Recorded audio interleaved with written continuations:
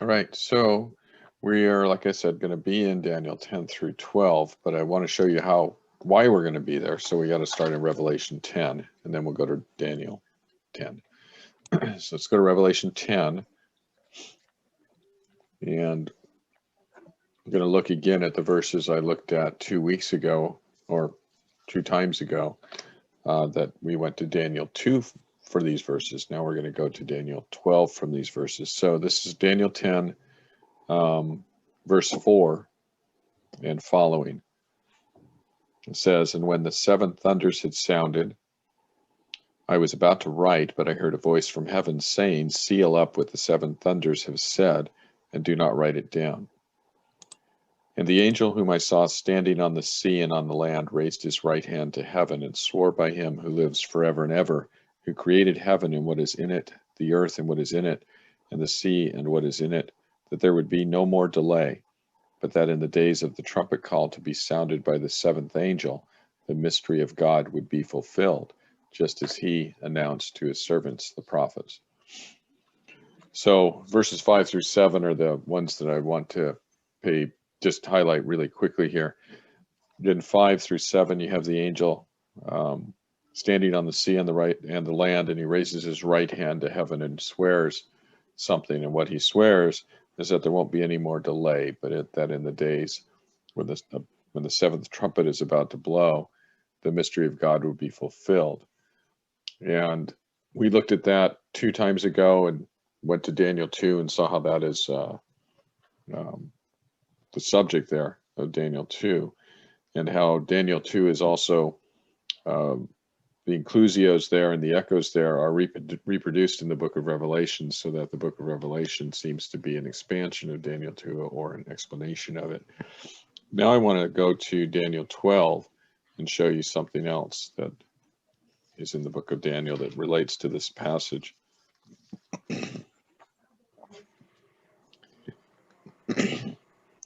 So Daniel 12 is, the last chapter in the book of Daniel, and the part we're going to read from is immediately following the last vision in the book of Daniel. And the last vision goes from chapter 10, verse 1, all the way through chapter 12, verse 4. And then after that, Daniel asks a couple of questions of the angel who had been there interpreting the vision for him, and gets the answer to this question that he asks in verse, we'll start reading in verse 5, Daniel 12, 5. "Then I, Daniel, looked, and behold, two others stood, one on this bank of the stream and one on that bank of the stream. And someone said to the man clothed in linen who was above the waters of the stream," so this is an angel, the man in linen, "How long shall it be till the end of these wonders?" So he's asking specifically, how long will it be till the end of the vision you've just shown me, chapters 10 through 12? How long shall it be to the end of these wonders? And I heard the man clothed in linen who was above the waters of the stream. He raised his right hand and his left hand toward heaven and swore by him who lives forever that it would be for a time, times, and half a time, and that when the shattering of the power of the holy people comes to an end, all these things would be finished. I heard, but I did not understand. I hope you can see the similarity between what I just read and with the Revelation 12 passage. In Revelation 12, the angel stands on the earth and the land. It's one angel. In this one, there are two angels, one on one bank of the stream, one on the other. And then there's another angel above them. And he asks, how long will it be? And he raises his right hand, or he raises both hands actually, and swears. His right hand and his left hand, and he swears by him who lives forever. This is repeated with only slight variation in the Revelation. In the Revelation, only the right hand is raised. And he says that it's going to take a certain amount of time before this happens. He gives the time there, time, times, and half a time. We're not going to try to define that. The part I'm interested in is the description of what that time period is to accomplish. And at the end of that time period, he says, that will accomplish the shattering of the power of the holy people. And that when the shattering of the power of the holy people comes to an end, all these things will be finished, which is reminiscent of the Revelation language that in the days when the seventh angel is about to blow his trumpet, that the mystery of God will be completed or finished. So we have a link here between the two passages, and so it turns out we have to understand this last vision if we want to know what the reference is about. And the last vision, I said, goes from chapter 10 through chapter 12. So it's a rather lengthy vision, and I'll say just a few things about it before we look at it.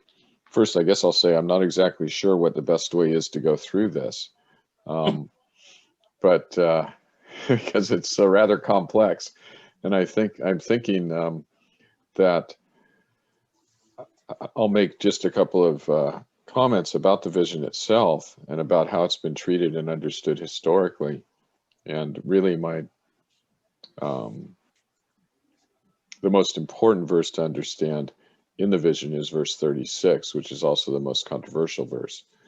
But verses 1 through 35, let me just say something about those really, really briefly. Where are you now? Where are we? Oh, sorry. Oh, how many people did I lose? Did I lose everybody? Oh, man. All right, No. let me know beforehand, let me know earlier when I lose you. Okay, so, all right, I'm going to be talking about, right, I'm just making some general comments on Daniel 10 through 12. Daniel 10 through 12. And we got to Daniel 10 through 12 through Revelation 10, 5 through 7, which is almost a repetition, not quite, repetition with variation of Daniel 12, 5 through 7. And so, and since Daniel 12, 5 through 7 is at the end of the vision, we need to understand the vision to figure out what's being talked about. So, Daniel 10, we'll just start, we'll read Daniel 10, then when we get to Daniel 11, I'll make some comments about it before we start looking at that. And we'll eventually get to Daniel 12, which is where we want to end up. So, Daniel 10, in the third year of Cyrus, king of Persia, this would have been around 539. Third year of Cyrus, king of Persia, a word was revealed to Daniel, who was named Belshazzar. That's a Babylonian name that Nebuchadnezzar had given him. And the word was true, and it was a great conflict. And he understood the word and had understanding of the vision. In those days, I, Daniel, was mourning for 3 weeks. I ate no delicacies, no meat or wine entered my mouth, nor did I anoint myself at all for the full 3 weeks.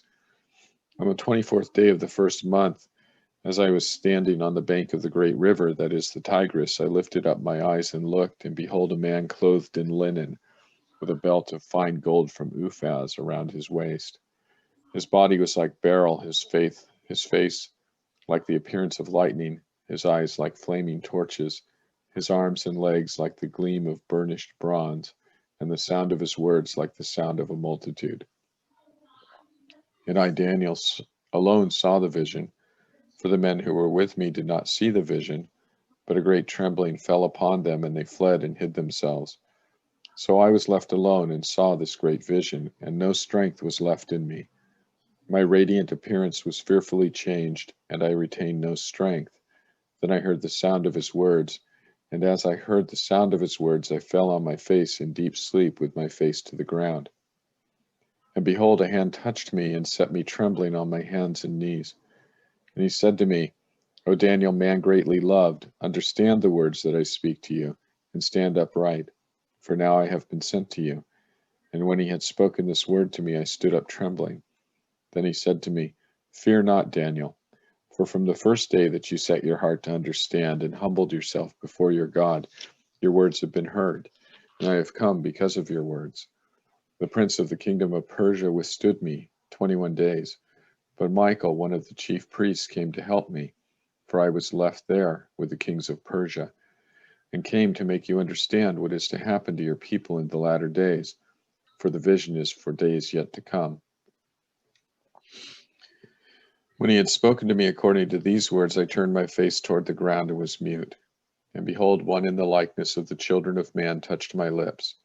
Then I opened my mouth and spoke. I said to him who stood before me, O my Lord, by reason of the vision, pains have come upon me, and I have retained no strength. How can my Lord's servant talk with my Lord? For now no strength remains in me, and no breath is left in me. Again, one having the appearance of a man touched me and strengthened me. And he said, O man, greatly loved, fear not, peace be with you. Be strong and of good courage. And as he spoke to me, I was strengthened and said, Let my Lord speak, for you have strengthened me. And then he said, Do you know why I have come to you? But now I will return to fight against the prince of Persia, and when I go out, behold, the prince of Greece will come. But I will tell you what is inscribed in the book of truth. There is none who contends by my side against these except Michael, your prince. Okay, so that's chapter 10. Sure you all understood every bit of that, right? Connie, go ahead. I learned something new. Yes. I learned that Daniel was stuck on himself. Could you read your version of verse 8 again? Verse 8. So I was left alone and saw this great vision with no strength, and no strength was left in me. My radiant appearance was fearfully changed, and I retained no strength. Yeah, the radiant appearance. Yeah. What does the New American Standard say? That's what you've got, right?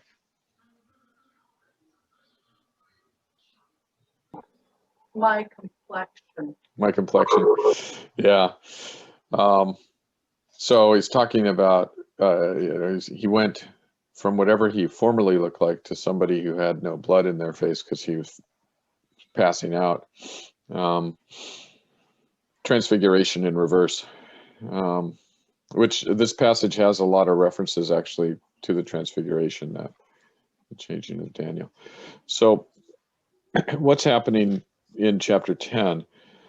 Daniel tells us the date, 539 BC, third year of Cyrus, king of Persia. So we now are in the second kingdom period. Remember, in the four kingdoms, the first one was Babylon, the second one is Medo-Persia, the third one is Greece, and the fourth one is Rome. And Babylon has been taken over by Medo-Persia, by Cyrus, the Great of Persia. And so now we're in the second kingdom period, and the angel is sent to Daniel, and Daniel has two times.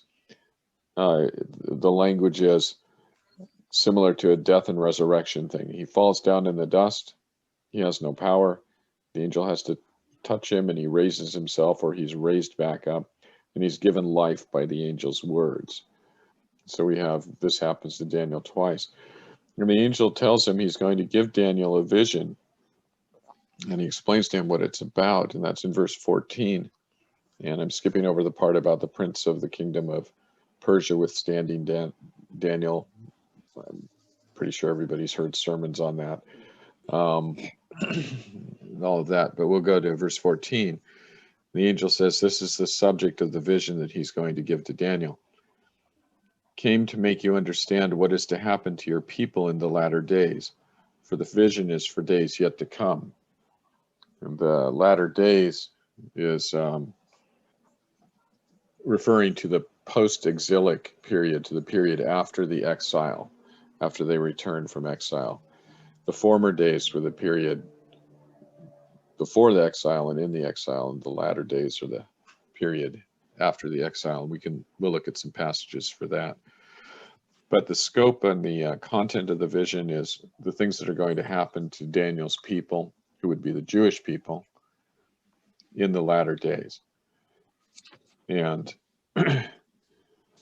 although some interpreters read that and say, okay, this is a vision of the end times, the very end of history, when they get to chapter 11, all of the commentators have the same commentary. They all say this vision actually starts with things that happened in Daniel's time period, and they go in a chronological succession for 300 or 400 years in the future. And they're very detailed, and they're very accurate. And so when we're looking at the vision in chapter 11, and 12. If we look at chapter 11, 1 through 35, I guess what I want to say about this, Daniel 11, 1 through 35 is so accurate as predicting future history for the Jewish people that is the main reason. Daniel 11, 1 through 35 is the main reason why critics of the Bible have dated the book of Daniel to around 200 BC instead of around 600 BC when he was actually writing, because they said there's no way he could have known these things before they happened because they're so accurate. And all of the commentators across the board agree on, here's a remarkable thing, all the commentators agree on these 35 verses. They agree that they're all talking about the same thing, and they agree that they're all fulfilled in the exact same way, and that they are completely historically accurate. And they're about the period of time between Daniel's time, and so basically we'll read through some of it, but to give you the overview, it goes through the period of time starting with the Persian kings. It says there's going to be 4 of them. The 4th Persian king is going to be very rich and start agitating Greece, and then it breaks off and talk about Greece, and it's going to talk about Alexander the Great and his campaigns. And then it's going to talk about the death of Alexander the Great and the splitting of his kingdom into 4 kingdoms, because he had 4 generals and he gave his kingdoms geographically to these 4 generals. And then it's going to focus on the activity of 2 of these kingdoms, the kingdom of Syria and the kingdom of Egypt, and they're referred to as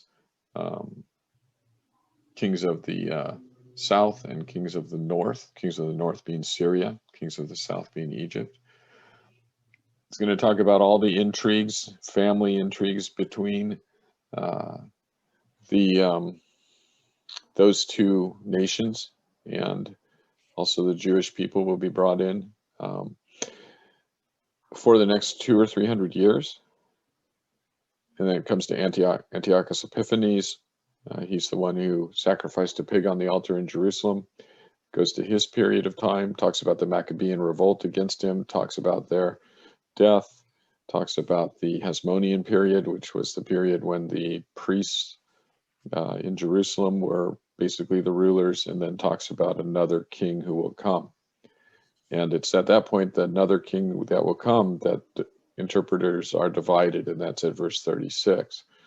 But I guess the point I'm making is that we have a chronological history of everything, not everything that happens, but of significant things that happen in the Holy Land for this period of time. And it's given to the people of God, or it's given to Daniel, so that when these things start to happen and when they are happening, the people can be assured that God has all things in his hands, because everything's coming out just like he said it would.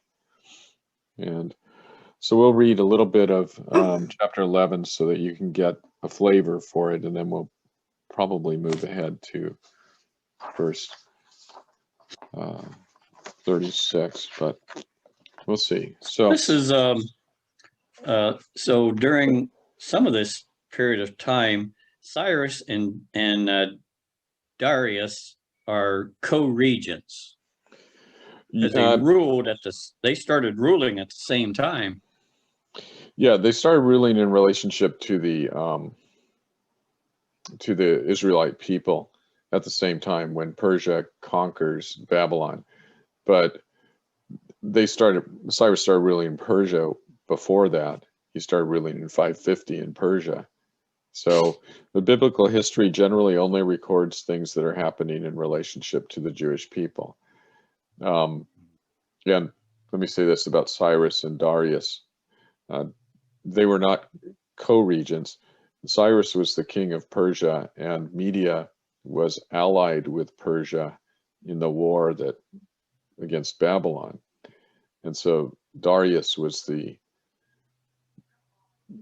general or the king of Media, the smaller country, that was on behalf of Cyrus fighting the battle against Babylon. And so they weren't co-regents, but Media was not a separate kingdom. I don't know how, it's kind of a satellite kingdom, I guess. Okay, I got it. Yeah. Yeah. All right, so let's pick up in 11:1. And it's the angel speaking again.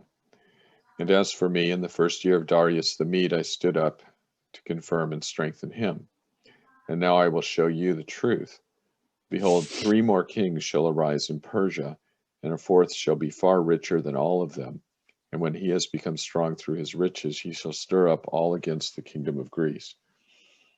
So if you have the notes that I sent you, you can look over at them on verse 2 and see the 3 more kings are the kings of Persia, in order, in succession, and that the 4th one is Xerxes the First, who reigned from 485 to 464, and that's the king that we see in Esther. And he was very rich, and he was known for his riches. Even secular historians and secular records remark on how rich he was, and he instigated a war with Greece. And so this prophecy, this prophetic verse, was fulfilled in a literal manner. There. Verse 3, then a mighty king shall arise and shall rule with great dominion and do as he wills. That phrase, do as he wills, comes up in reference to 2 other kings. So this is I believe it's Alexander the Great. Yeah, this is Alexander the Great, who will do as he wills. What the phrase means is that he will have the power and the resources and the ability to do what he wants, and nobody can stop him. And Alexander the Great, of course, is well known for his conquests across all that part of the world. His will be done. Yeah, his will be done. Verse 4, as soon as he has arisen, his kingdom shall be broken and divided toward the 4 winds of heaven, but not to his posterity, nor according to the authority with which he ruled, for his kingdom shall be plucked up and go to others beside these. That's the breaking up of his kingdom to his generals. And so we're not sure if Alexander the Great actually arranged this in advance, or if these guys all decided after his death how to split it up. Yeah, I'm not sure. It seems kind of odd that 4 generals would decide not to try to kill each other, to get the kingdom. Yeah, well, I bet they was always watching her back. Yeah. So of these kingdoms, we have 2 of them that are going to be focused on quite a bit. We have what's Syria. It's going to be the Syrian kingdom under the general Seleucus, and we have Egypt under the general Ptolemy. And so they're called the kingdom of the north and the kingdom of the south. The king of the south shall be strong, but one of his princes shall be stronger than he, and shall rule, and his authority shall be a great authority. So you can look at the notes there. So Seleucus, so Syrian, breaks with Ptolemy, and he becomes king of Babylon, controls rivers, and controls territories in Syria. Then we have verses 6 through 20, which are going to be about the kingdoms of the north and the kingdoms of the south, so Syria and Egypt, and their relationships during this period of time, and their battles and intrigues that affect Daniel's people, the Jewish people. And we can read some of this. I found part of this really fascinating. After some years, they shall make an alliance, and the daughter of the king of the south shall come to the king of the north to make an agreement. So the daughter of the king of the south, Berenice, is given by her father. Let's see. Ptolemy II, Philadelphus. Berenice is given by her father Ptolemy to one of the Syrian kings. The northern kings. Yeah, the northern kings. So I'll back up again. 6. After some years they shall make an alliance, and the daughter of the king of the south shall come to the king of the north to make an agreement. But she shall not return or retain the strength of her arm, and his arm shall not endure. But she shall be given up, and her attendants, he who fathered her, and he who supported her in those times. What happened to Berenice? So she was given over to Antiochus II, I believe. And Antiochus II had formerly been married, or he was presently married to a woman called Laodice. And she, so he divorced her to marry Berenice. And she was He bitter wasn't and happy about it. she was not happy. She was bitter and vengeful about it. And so she conspired to pretty much have Antiochus, and as a result of her conspiracy, Antiochus dies, Berenice dies, their infant child dies, and some attendants around the throne die. So Laodice fights back. And then what happens next is that I think it's Berenice's brother goes and attacks Egypt, finds Berenice, and executes her. Oh, happy ending for all. Happy ending for all. And What goes around comes around. and then there's a war. So, And what verse are you in? so we're 9 and looking, 10? yeah, About 10. yeah, and so it just goes on and on. So, it's very detailed and very accurate. And go ahead, Patsy, you were going to say. Is this where they talk about the wars between the North and the South and the kings from this? Is this is the scripture where they get the idea that the South is going to be China or Russia or wherever? Is this where this all comes from? No, Yeah. it comes later. I Oh, think, okay. yeah, later. Nobody I was disagrees gonna over. say, how in the world did they get there? Yeah, so nobody disagrees about this. What these notes reflect in the ESV, Okay. they're standard, totally Okay. standard notes. Okay, You can good. check your own study Bibles; they're all going to say the same thing. And because it's so accurate and so obvious Okay. that, after the fact, when it happened, there's no way to predict what's going to happen. But after it happened, people could look at it and go, "Oh yeah, obviously." I knew I had it right. Yeah. And that's a key to understanding a lot of prophecy, I think, is that predictive prophecy, future-oriented prophecy, a lot of times you can't look at it and predict what's going to happen, but you can know that God did what he said he would do after Mhm. he's done it. And so the purpose of predictive prophecy is not so much to tell you what's going to happen, but to give you confidence that after it happens, you have confidence in God that he's in control of all things and will fulfill his promises to you. Just like he said XYZ is going to happen, it happened. He brought it to pass. If he promises you something, then you can believe it because God has brought about his prophecies. So when we look at predictive prophecy and we try to put it on a chart or something like that, this is not the right application of predictive prophecy. Predictive prophecy is to give us encouragement Right. when it comes to pass. So, And this, where we are right now in Daniel in these chapters, Daniel's already dead. yeah, Daniel's not living at this. I mean, obviously he received the vision, but he's not living during the fulfillment of these things.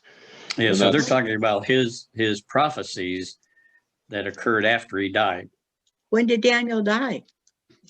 I don't have an exact date, but he would have been in his 90s probably when he received this prophecy in 539.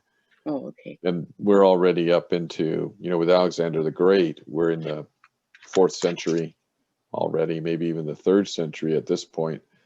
Yeah. So we're in he's the- telling what's going to happen, and after he's dead, of course, it does happen. Right. And he's told that he doesn't need to understand it because it isn't really for him. The angel's going to Yeah. tell him that. It's going to tell him it's sealed up. It's not really for you. It's for other people. And so and he says at the end that Daniel can go his way and then he will die. Daniel will die and he'll be raised up at the appointed time at the very end of history. But the angel tells Daniel, you're not going to see this.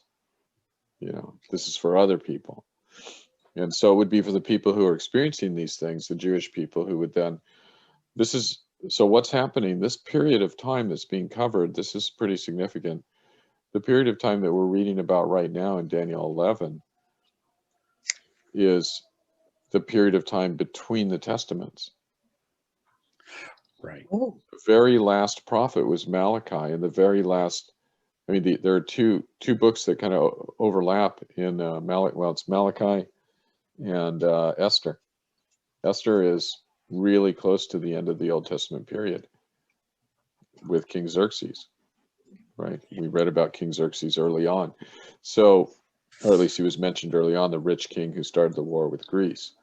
So we have the end of the Old Testament period, meaning the end of the Old Testament revelation, and that takes place around, Xerxes was around 425, Esther's around 400. Malachi's around 400.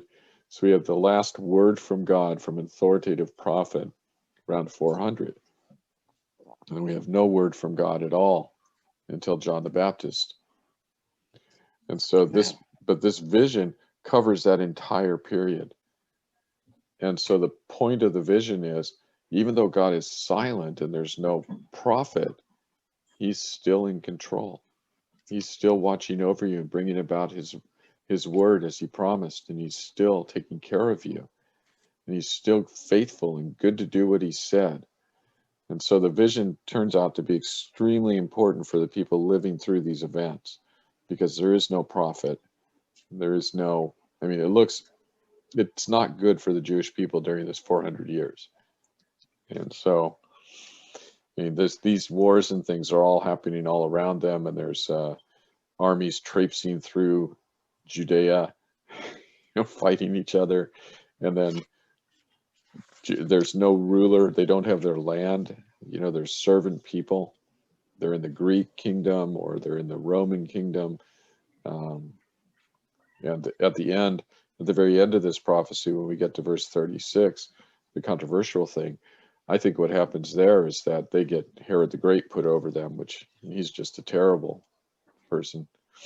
So it's sort of we don't have any direct word from God during these intervening years, the silent years, Mhm. but nonetheless, he's told us what's going to happen during those years. Right.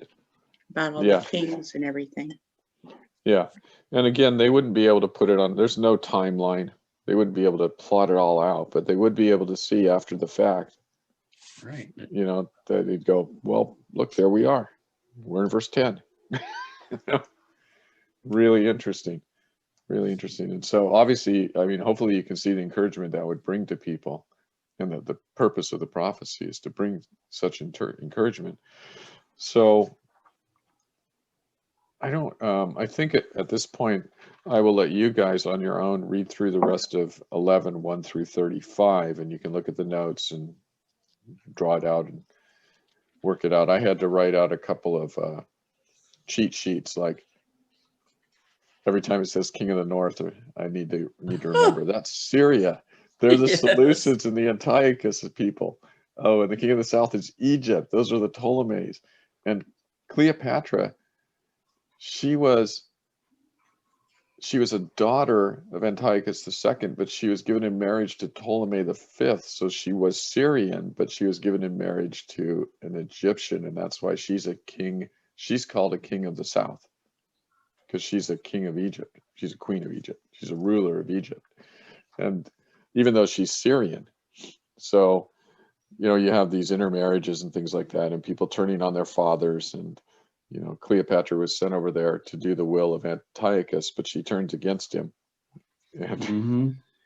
so really interesting stuff. And at some point she gets involved with the Roman with general, doesn't she? Mark Antony, and that part is covered later after the controversial verse 36. So 1 through 35. So the Romans do get involved in this gradually.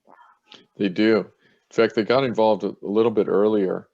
So the Roman general Pompey in 63 AD. So there was some dispute over which of these two brothers was going to be the high priest.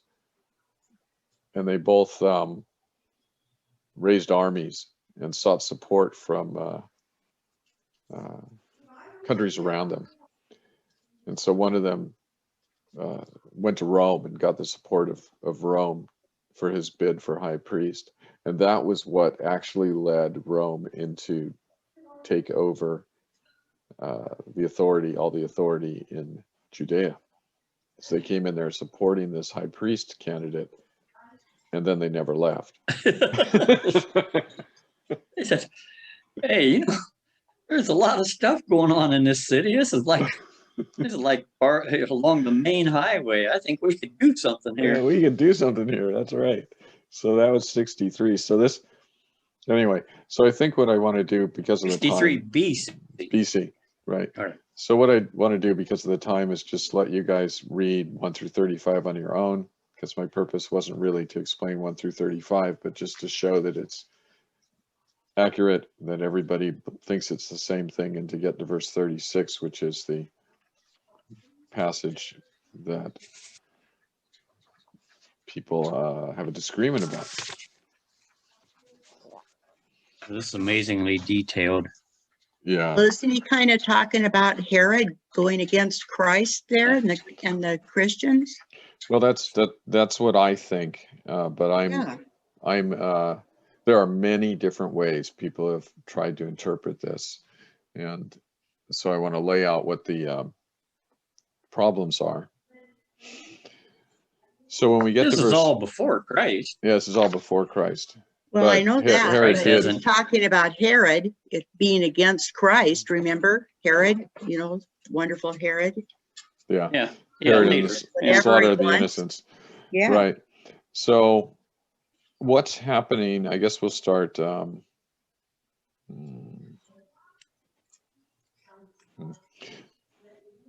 guess we'll just pick up at 36. I hope this isn't too confusing. Hope you can surmount the confusion. Pick up at 36. So what's happened is previous to this, there's been several verses about Antiochus IV, who was he sacrificed a pig in the temple and tried to annihilate the Jews and change all their customs and things like that. And it's generally understood that let's see, if you go back to verse 31, forces from him shall appear and profane the temple and fortress, and shall take away the regular burnt offering, and they shall set up the abomination that makes desolate. He shall seduce with flattery those who violate the covenant, but the people who know their God shall stand firm and take action. So we have Antiochus Epiphanes, Antiochus IV, in the Holy Land, profaning the temple and the fortress next to it. He's going to change the way the Jews do their sacrifices, taking away the regular burnt offering, and he sets up an abomination that makes desolate. This is usually thought to be the pig sacrificed on the altar, but could be something else. And then it says he seduces the people, meaning the Jewish people who are not faithful, so that they support him and follow him, but there are still some people who know their God and they shall stand firm and take action. That's the Maccabees during the Maccabean period. They fought against him. So at this point now we're up to about 164, 150 BC, toward the end here. And then we get to verse 36. Well, actually, then the next couple of verses cover through the Maccabean period and the next period, which was priests, leaders, and that brings us down to I don't know, something like 50 BC. Now in verse 36, and the king shall do as he wills. The question is, who is this king?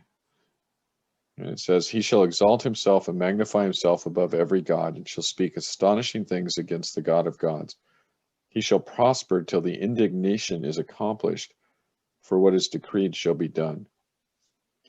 He shall pay no attention to the gods of his fathers, or to the one beloved by women.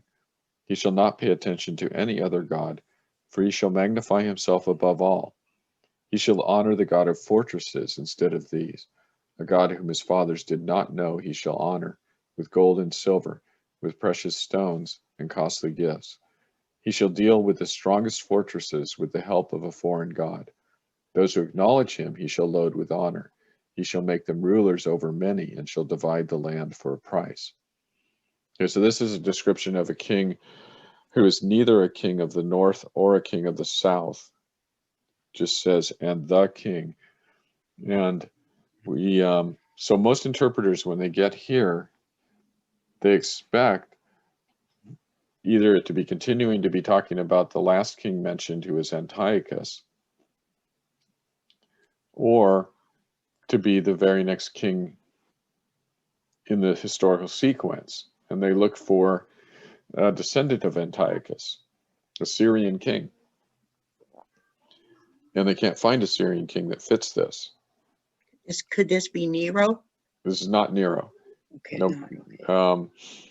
So they look around for a Syrian king, and they try somebody in the line of Antiochus, and they try to make, they try to see if they can make it fit, and it doesn't fit.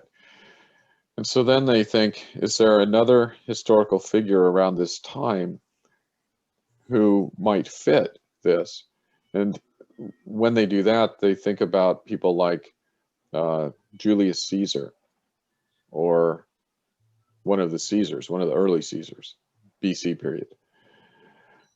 And that breaks down, and that doesn't quite work. And so then what has happened in the past is that many interpreters have said, well, this must be about the future Antichrist. And they put in a big gap of time between the end of verse 35 and verse 36. They say this must be the future Antichrist. And they, and so now, it's somebody in our future now, is the way they would interpret it. And in my ESV, that's the way they go. They say there's lots of different ways to go this way. We're going to go with future Antichrist. And that's typical. It's a standard way, to do it. It's not unusual. There are some reasons why you wouldn't want to do that, though. The first reason is grammatical. The verse starts with the word "and," linking it directly with what just happened. And so there's that. There's also the entire 35 verses leading up to it, which are chronological and fulfilled in a way that was easily recognized by the people, and chronological. And you would expect that the next verse 36, would be chronological. And so, And just continuing. Yeah, just continuing. And in fact, I've read several commentators who end up saying they think it's about the future Antichrist, who say that the reason that it's hard for them to accept that it's a future Antichrist is because it just appears it should be the next king on the list. It should be chronological. So there's no reason, they say, no reason when you read the passage that would indicate that it would be anything else but chronological. And so there's that. And then there's what we read earlier, Daniel 10:14, that the scope of the prophecy is to make the angels come to make Daniel understand what is to happen to your people, the Jewish people, in the latter days. For the vision is for days yet to come. And the latter days, and we'll look at this soon. It's 10:24. Won't have a lot of time today. But the latter days, as I said, refers to the period after the return from exile, not the period in the great future. And you can see that it refers to the period after the exile in several different ways. But one of them is that if this is a prophecy about the latter days, then why are we talking about the Persians and the Greeks? We've been talking about the Persians and the Greeks. And This does not compute. Yeah, that's the latter days. And then if you look at that other verse we looked at in chapter 12, verse 7, this vision is finished when the shattering of the power of the holy people comes to an end. Well, when does that happen? Well, that seems like a first century event. So for those reasons, which are, I think, really sound reasons, people have looked for a someone to fulfill this verse 36, in, between the period of the ending, or the priesthood period, Hasmonean period, and 70 AD. They're looking for somebody in there. And the error that people have made is that in a lot of cases they're looking for some non-Jewish ruler, right? They're thinking it's Syrian because the last ruler named was Syrian, or it's Roman because the Romans were in power. But in this prophecy, every time when it's a foreign ruler, a foreign king, there's a qualifier: the king of the north, the king of the south. There's a qualifier. This one just says the king. The king. And we know this can't be the king of the source, or the north or the south, because if you look at verse 40, now I've already read through verse 39, so I'm just picking up after that. Verse 40 of chapter 11. At the time of the end, the king of the south shall attack him. Who? The king. But the king of the north will rush upon him like a whirlwind. With chariots, horsemen. So that eliminates them. that eliminates the king of the south and the king of the north. So this is not a Syrian king. He's not a Roman king. He's not an Egyptian king. He is the king. This is a prophecy about Daniel's people. Who would they think the king was? Well, they would think the king was a Jewish king. Mhm. So we should look for a Jewish king. And when we look for a Jewish king, we see Herod the Great. And Herod the Great, and I think on Tuesday, we'll look at Herod the Great's qualifications for fitting this, but I sent a link out to the Jewish Virtual Libraries article on Herod. Yeah. Now, and I also sent you stuff so there are two types of sources that you can use, right? You can use sources that think Herod the Great fits this prophecy, and I have some of those sources and I sent them to you. Or you can read sources that are written without any regard to this prophecy. They're not thinking about it at all. They don't particularly think Herod the Great fulfills it. The Jewish Virtual Library doesn't think Herod the Great fulfills this prophecy. They're not writing from that standpoint. But if you read what they wrote and then you read this description, you go, wow, he totally fulfills this. A coincidence. So I'd encourage you to read the Jewish Virtual Library's article about Herod. I'd also encourage you to read the International Standard Bible Encyclopedia article about Herod, because it's fascinating. And the thing that I thought was really interesting in there was that they called him a Jewish Nero. Wow. So if you want to know how wonderful Herod was, there's a good nickname. He was Jewish? He was Idumean, his family was forced to convert to Judaism by the Romans. Or maybe not by the Romans, but forced to convert to Judaism. So, and the Idumeans, they come from Ishmael, so they are children of Abraham also. So, What did you refer to them as? Ishmael, Idumean. Indo-man. No. It's like Edom with an I. Oh, okay. Idumean. Yeah. So I don't know Then if I've. In verse 12, then, when it's talking about the man dressed in linen, and he's talking about until the holy people are shattered, that would be Christ's crucifixion, wouldn't it?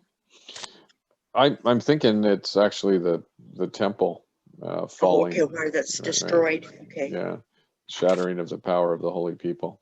Yeah. And so this also tells us what the vision is. The end point of the vision is the shattering of the power of the holy people. Okay. So that would be the temple, wouldn't it? Yeah. And that accords, and we don't have time to go into it right now, but I will remember to do this on Tuesday, that fits really well with all of Daniel's prophecies. The furthest they reach out is the destruction of the temple. And so it's, the coming of Christ and the aftermath of that, the establishment of the kingdom. So anyway, I hope I haven't been as confusing as it sounded to me. Um, Well, then Uh, where they really get going is when the days come up. You wait for so many days and. yeah, days Yeah. and stuff. That's Mhm. yeah. well, it's sort of, I mean, I think probably the easiest way to try to explain this is is simply putting it on a chalkboard so that you can connect everything where it goes. This is from the north, this is from the south. And Yeah. And if my purpose was, to give you all the history, the exact history being recounted, I would have to do that, and that would yeah, be the best way. My whole purpose, though, was to actually get to verse 36 so we could talk about that and why it's controversial. Right. And Oh, yeah, you see that. so we'll look at Herod, and I think actually the last time if you look at chapter 11, the last thing we'll show. The last time the word king is used, previous to verse 36, is in verse 27. Mhm. And as for the two kings, their hearts shall be bent on doing evil. So it's really hard to say the king means the last king referred to. Really, which one? You know? And it doesn't fit historically anyway, because that's 100 years or so before. Um, so when we get to 36, there's controversy. They're expecting it to continue with Syria, but it doesn't. But this isn't a prophecy about Syria. It's a prophecy about what happens to God's people. And I think without any qualifier, the king, I think that's a really strong argument. King without qualification has to mean a Jewish king. So sorry to do the cliffhanger, but we have to stop here, I think. So we'll pick up somewhere on page 4. somewhere on page 4. Somewhere on Yeah. page 4. Yeah. So if you haven't read through all of Daniel 10 through 12, go ahead and do that. Use the notes. See what you think. Read that article from the Jewish Virtual Library about Herod and look at these verses 36 to 39 where he's described. The thing about the Jewish Virtual Library article, which was so striking to me, was that they made the point over and over again that Herod loved building fortresses. He built fortresses all over the place, and he put Roman eagles in fortresses, and he put Roman statues in fortresses, and he named cities after the Romans. But they said, he's a terrible person. He did all these awful things, and the Jews hated him, and he was a murderer and an awful, awful person. Very end of their article is, even though he was such a terrible person, his buildings, some of them still stand, and they bring in a lot of tourism. Yeah, I saw that. Yeah. Oh, bless his heart. Yeah, they say, here's the good news. Helping the economy, even today. Even today. Yep. All right. Dear God. That's funny. Okay. And after we talk about Herod next week, we'll be able to get to chapter 12 and maybe figure out what's going on. So. Okay. All right. Super. This is interesting. It is. It's a fascinating prophecy, and it's so detailed and so accurate. And I was looking at my other Bible, David Jeremiah, and he says it's the Antichrist.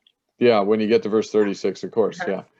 Yeah, well, dispensationalists put in gaps in lots of places, but even people who aren't dispensationalists put a gap there because I read one commentator yesterday who's usually really good on other things, and he said the only two choices are either it's Antiochus, it's about Antiochus, which it's not, or it's about the Antichrist. So these are the only two choices. Completely ignoring the fact that there are other choices, other kings. There's lots of other choices. I mean, one of the worst ones of all starts up here. Yeah. Well, if you want to split hairs, Herod may not have been the Antichrist, but he was an Antichrist. Oh yeah, and he was definitely Antichrist. Yeah. Oh, Right. definitely, So- yeah. So, Yeah. so he could, if you massage it a little bit, could fit the bill Oh, without yeah. too much difficulty. Yeah, he doesn't, yeah, it's actually no difficulty with Herod. Yeah, it's just not people are trying to link it with a future end times. Right, exactly. Antichrist. Yeah, Yeah. I right. get that. And But it's like, well, it was the end times. It was the end of the Jewish state. It was the end of, not the state, but the end of the Jewish way of doing worship and approaching God and all of that. The Jewish power is ended. And so it is the end times. And when the angel uses the word end times, he's not talking about end times in our future. He's talking, like he uses it in reference to Syria. He says in the end times, what does he mean? He means their end time, the Syrian end time, and the Jewish end time, and that kind of thing. So contextually, those are what happens. But yeah, the debate over Daniel 11:36 is ongoing, but it does seem that the view that I'm presenting about Herod, that was known in the early church. We have early church commentaries on Daniel that have Herod as the king there, but that wasn't the uniform view. There's always been disagreement, and I know of maybe 3 or 4 commentaries, maybe 3 current that you can get that have Herod as the person there. So this is by far a minority view. But I was looking on the internet yesterday, and I easily found 7 places, easy, in just 10 minutes looking, 7 different blog sites where they have Herod as the person fulfilling this. So it appears to be an interpretation that is gaining favor again. So it's interesting. Next month, it'll be different. Yeah, next month it'll be everybody will say that. It's interesting the way there's a kind of a ebb and flow, kind of a fluctuation in interpretations that are disputed. They're always in flux until one side proves its case well enough to eliminate some of the others. And the fact that it's still in flux is that people aren't satisfied with it's the end time Antichrist, because when they read the text they go, why would I think this is the end time Antichrist? There's no reason to think there's 2,000 years here. So, Interesting stuff. yeah. All right.